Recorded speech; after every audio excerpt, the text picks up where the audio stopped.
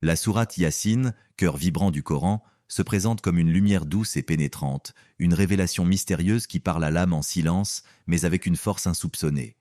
Elle commence par un simple Yassine, un code mystérieux dont le sens échappe à nos compréhensions humaines, mais dont l'impact est d'une profondeur infinie.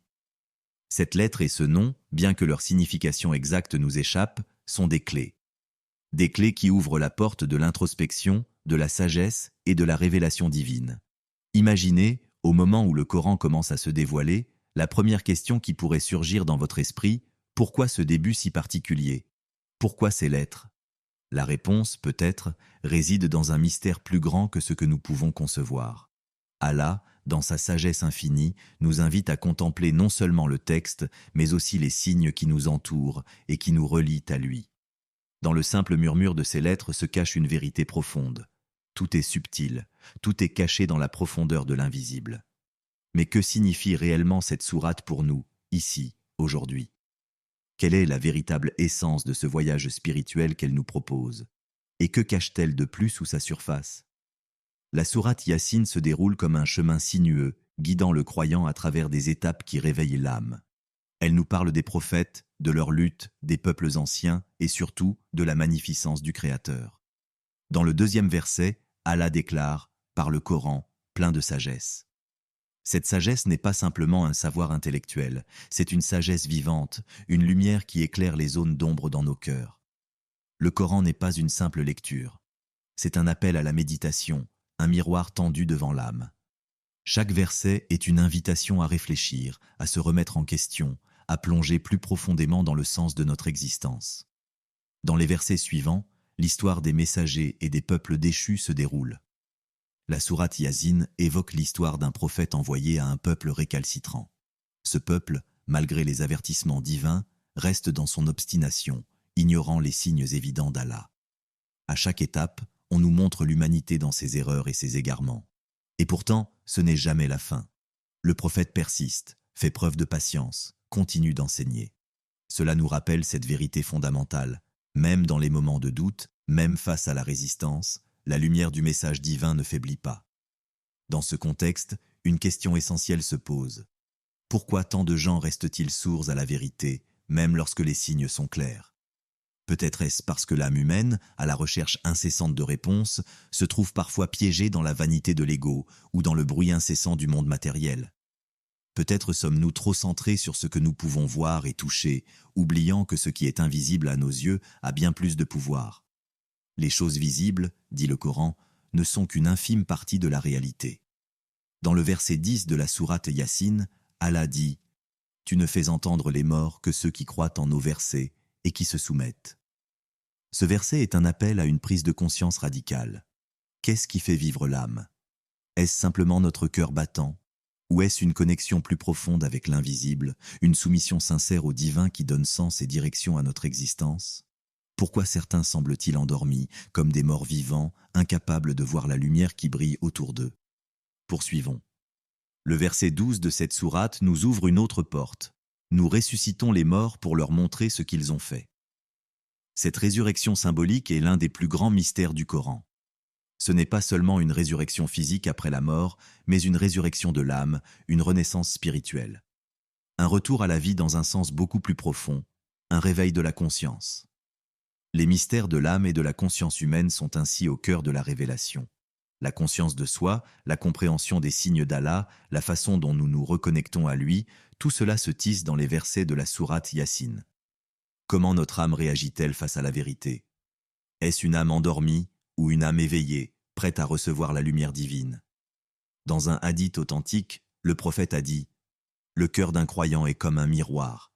S'il est recouvert de la rouille des péchés, il ne pourra pas refléter la lumière de la vérité. » Ainsi, cette sourate, et en particulier ce verset, nous invite à nettoyer nos cœurs, à les purifier afin qu'ils puissent recevoir la clarté et la lumière d'Allah. La pureté du cœur est une condition essentielle pour entendre la vérité, pour comprendre les signes. Mais au-delà de ces aspects spirituels, il y a cette sagesse profonde contenue dans les versets qui suivent. L'invocation du Seigneur dans ce monde qui semble souvent chaotique et incompréhensible nous rappelle, avec douceur, que tout, en fin de compte, est sous son contrôle. Dans le verset 44, Allah dit « Nous sommes les héritiers de la terre ». Ce verset nous donne une perspective infiniment plus grande. Nous ne sommes que des passagers dans cette vie. Tous nos efforts, nos luttes, nos joies et nos peines sont fugaces. Ce monde n'est qu'un passage. Mais ce passage, s'il est vécu avec la foi et la compréhension, peut devenir un chemin vers l'éternité. Et si vous vous arrêtiez un instant pour vous poser cette question, que reste-t-il de ma vie lorsque je l'observe à la lumière de l'éternité? Quelle est la véritable valeur de mes actions, de mes pensées, de mes désirs?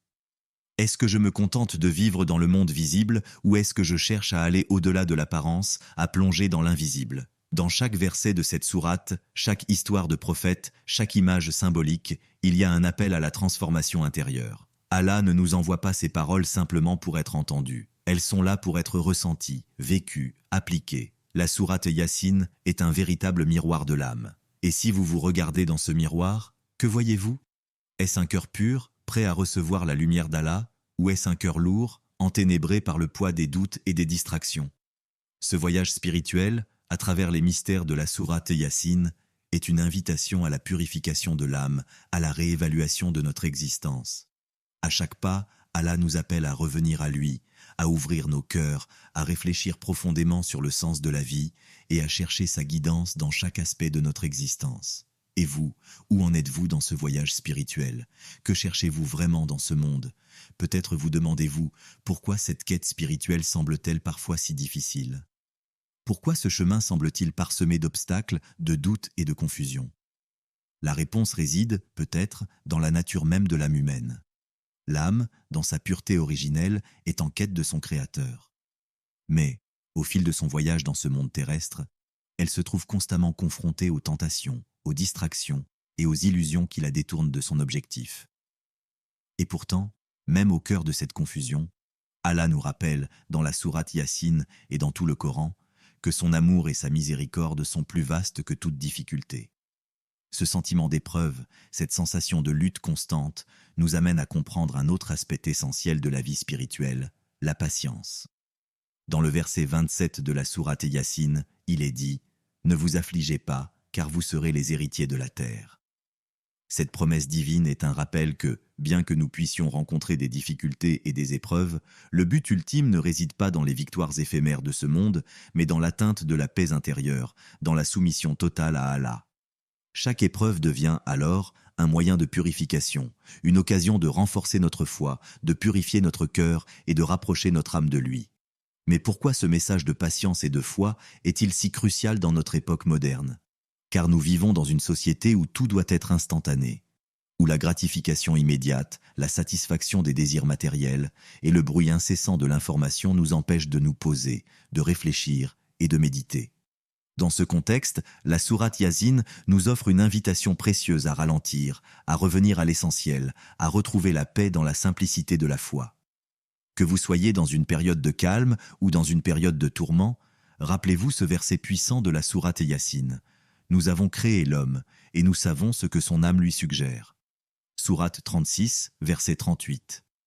Allah connaît les profondeurs de votre cœur, il sait ce qui vous trouble, ce qui vous rend anxieux, ce qui vous désespère. Et il est là, tout près, attendant que vous vous tourniez vers lui. C'est dans ces moments-là, dans les moments de doute et de lutte, que la lumière divine peut réellement percer les ténèbres de notre esprit.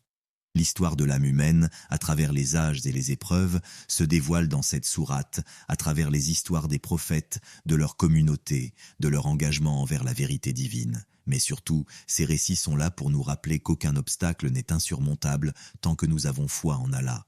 Chaque épreuve, chaque défi, chaque lutte intérieure peut devenir une occasion de nous rapprocher de notre Seigneur. Nous ne sommes pas seuls dans nos combats.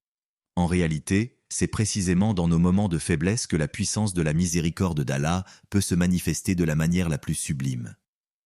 Pensez à l'histoire de la femme de Pharaon, Asiya, qui, malgré les oppressions et les injustices qu'elle a vécues, n'a jamais perdu sa foi. Lorsqu'elle était confrontée à la brutalité et à la tyrannie de son mari, elle se tourna vers Allah en lui demandant refuge et soutien. « Ô mon Seigneur, construis-moi auprès de toi un palais dans le paradis et sauve-moi de Pharaon et de ses actions. » Sourate 66, verset 11. Sa prière, emplie de pureté et de foi, est un exemple frappant de soumission à la volonté d'Allah, même dans les moments de souffrance intense. Que devons-nous apprendre de cette histoire? Que la vraie liberté réside dans la soumission à Allah, même dans les situations les plus oppressantes. Et puis, n'oublions pas l'histoire du prophète Yunus, Jonas, dans le ventre du poisson, plongé dans les ténèbres, seul, désespéré, apparemment sans issue. Mais dans ce moment de solitude et de désespoir, il se tourne vers Allah avec cette prière magnifique. Il n'y a pas de divinité à part toi, gloire à toi, certes, j'ai été parmi les injustes. Sourate 21, verset 87. Ce simple acte de retour vers Allah, cette sincérité dans la repentance, fut la clé de sa libération. Cela nous rappelle que même dans les moments les plus sombres, lorsque tout semble perdu, la repentance sincère et la prière peuvent ouvrir des portes insoupçonnées. À chaque page du Coran, chaque verset, il y a cette invitation à ne jamais perdre espoir, à ne jamais renoncer.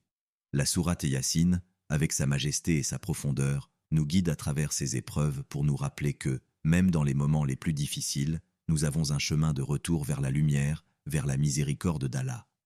Tout ce qui nous arrive dans cette vie, même la souffrance, est un moyen pour Allah de nous purifier, de nous rapprocher de lui. Mais êtes-vous prêts à vous laisser guider par cette lumière, à accepter cette voie, aussi difficile soit-elle parfois?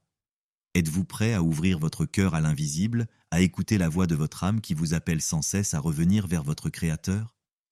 L'invitation est lancée, et la réponse, peut-être, réside dans votre cœur.